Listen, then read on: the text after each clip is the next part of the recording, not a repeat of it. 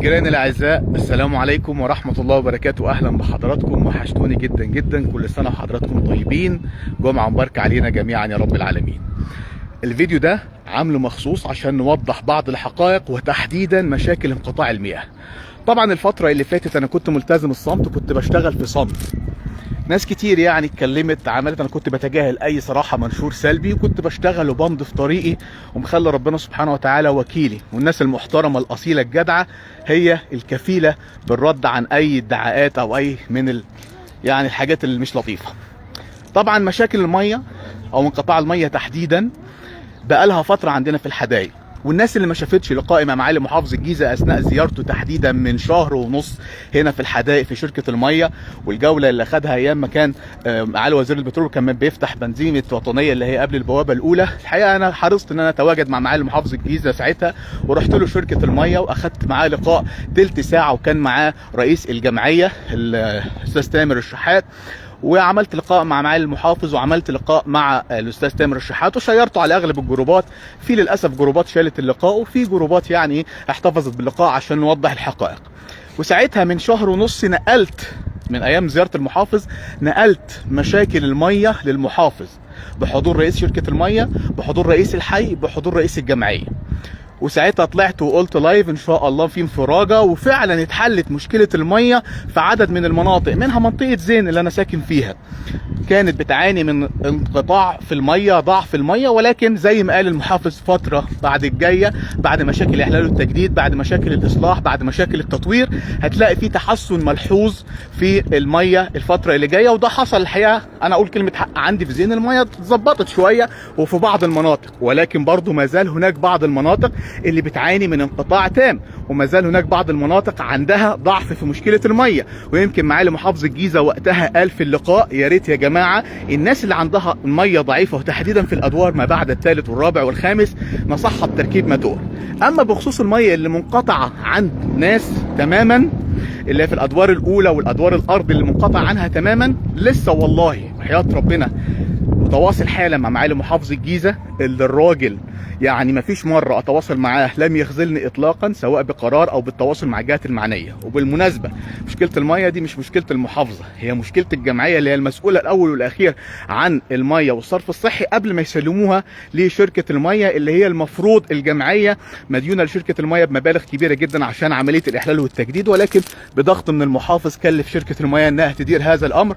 وانا بحب اوضح الامور على نصابها الحقيقي ولا اخشى في الحق لومه لائم. وكنت باستمرار طوال الفترة دي من أول شهر ونص لما كان معالي المحافظ موجود هنا، واخدت معاه اللقاء في قلب شركه الميه ونقلت له شكاوي شركه الميه، مرورا بالفتره دي لحد النهارده تواصلت معاه مرارا وتكرارا.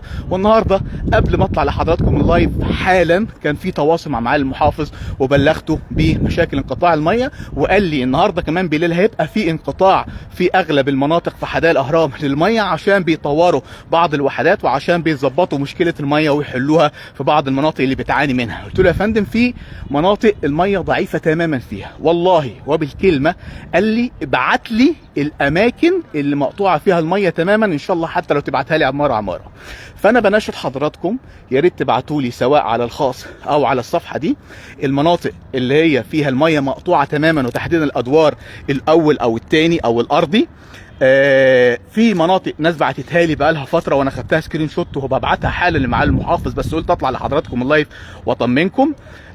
وفي مناطق تانية هنتظرها مع حضراتكم تبلغوها لي ان شاء الله لو عماره عماره. الرساله اللي انا عايز اقولها بس ان كلمه مضى حق وراه مطالب، الواحد مش بيقولها من فراغ، هي انا بقول مضى حق من وراه مطالب ومطالب، اللي هو بيطالب بالحق نفسه. وان شاء الله باذن الرحمن طالما فيه ناس بتراعي ربنا سبحانه وتعالى وضميرها، ان شاء الله الحال هيتعدل للافضل.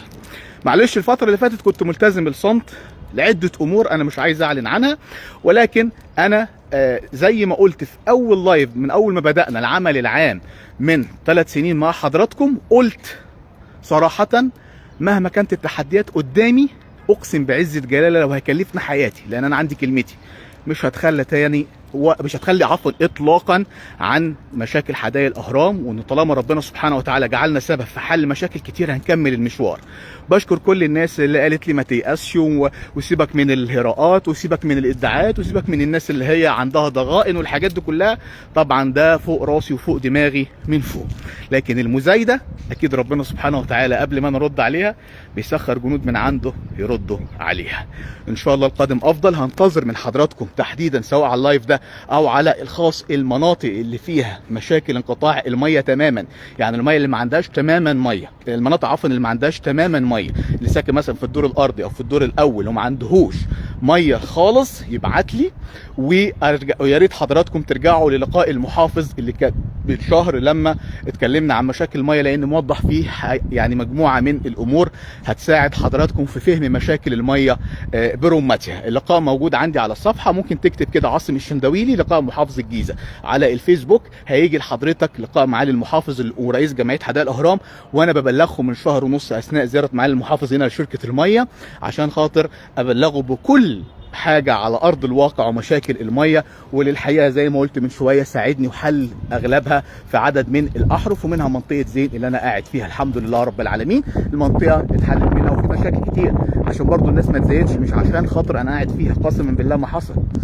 في اماكن تانية كتير كانت بتعاني منها المشاكل في الميه واتظبطت عندها، وفي نفس الوقت في ناس عندها مشاكل في الميه وما زالت قائمه، وبالتالي ده اللي خلاني انا اتواصل مع معالي المحافظ النهارده بعد كثره الشكاوى الكثيره جدا جدا جدا جدا جدا اللي جات لي من انقطاع الميه، وتحديدا في بعض الاحرف هنا في حدائق الاهرام، وتحديدا كمان الادوار الاولى والادوار الارضيه. ان شاء الله باذن الرحمن الامور هتتحل. خدت وعد مع المحافظ، انا اللي في ايدي بعمله. انا لا راجل عضو مجلس نواب ولا راجل محافظ ولا راجل رئيس جمعيه، انا دوري كاعلامي همزه الوصل ما بين المواطن وما بين المسؤول، وبوصل الحقيقه على نصابها الحقيقي على كل المستويات، سواء معالي المحافظ سواء وزير التنميه المحليه سواء الجمعيه، وببلغ وبسعى بكل جهد ان الواحد يكون في حلول من قبل العبد لله بقدمها للجهه المسؤوله بحيث انها ابسط لها الامر. يعني مثلا مشكله الرصف لما جينا اتكلمنا عنها قلنا حتى مسافه هتبدا بالشوارع الرئيسيه بدل ما يبقاش فيه خالص، وبعد كده حلينا حاجات كتير جدا. يعني من وظائف الاعلام ان هو مش بس يقدم المشكله ولكن كمان يطرح بعض الحلول ليها بحيث ان هو كمان يسهل على المسؤول استكمال حل المشكله تماما. ده يا جماعه بخصوص موضوع الميه، وانا هستمر في توصيل صوت حضراتكم، وان شاء الله باذن الرحمن الفترة اللي جاية هتابع عن كسب وعلى أرض الواقع مشكلة المية. يعني خلال أسبوعين 3 إن شاء الله لو استمر الموضوع ده هنبلغ تاني وهنتكلم تاني وهناخد وعود تاني وهنسعى لتحقيقها تاني، وطالما فينا نفس إن شاء الله بإذن الرحمن مفيش حاجة مستحيلة، وطالما بنسعى بضمير إن شاء الله مفيش حاجة مش هتتحقق طالما خير للسكان المحترمين وللجيران الأعزاء الأفاضل. زي ما حضراتكم منذ قليل قبل ما اطلع اللايف تحديدا تواصلت مع معالي محافظ الجيزه اللي هو احمد راشد، اكدت عليه على مشاكل الميه اللي في مناطق تحديدا اللي ما زال عندها انقطاع تماما في الميه، والراجل مشكورا قال لي ابعت لي المناطق دي تحديدا، وحتى لو تبعتها لي عماره عماره وانا هراجعها مع شركه الميه واكد عليها. وقال لي كمان النهارده بالليل هيبقى في انقطاع في الميه بحيث ان هو في خلال الفتره ديت هيصلحوا بعض المناطق وهيحلوا مشاكل الميه في عدد من المناطق الاخرى، واكد لي ان شاء الله انه هيضغط على الجمعيه الفتره اللي جايه في استكمال دورها في المسؤوليات الكبيره جدا اللي هي المفروض مسؤوليه الجمعيه وليست مسؤوليه المحافظه. زي الرصف، الناس فاكره الرصف ده مسؤوليه المحافظه، اطلاقا ده مسؤوليه الجمعيه، واذا كان مع المحافظ بيتدخل فهو بيتدخل بضغطه على الجمعيه لاستكمال مسؤوليتها تجاه المدينه. وربنا شاهد على كل شيء، وربنا يجازي كل منا بما يستحق، وحسبي الله ونعم الوكيل في كل ظالم. جمعة مباركة على حضراتكم، تحياتي وتقديري.